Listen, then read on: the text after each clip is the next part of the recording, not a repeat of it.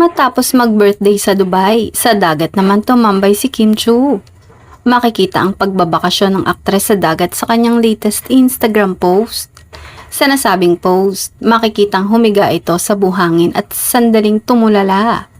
Sinabayan naman ni Kim ang kanyang vacation video ng chill music. Patok na patok naman sa mga netizen ang paandar ng It's Showtime host.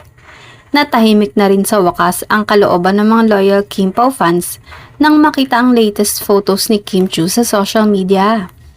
Nag-alala kasi ang mga supporters and social media followers ng celebrity couple dahil napansin nila na nitong nagdaang Holy Week ay puro solo pictures lang ang ipinopost nito sa Instagram.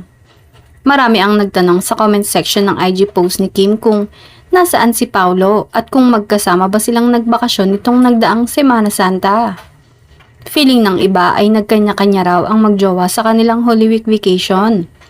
Pero ngayon nga ay palagay ng kanilang kalooban matapos magbahagi sa kanilang IG account at napagdugtong-dugtong ito ng mga Kim Pao fans.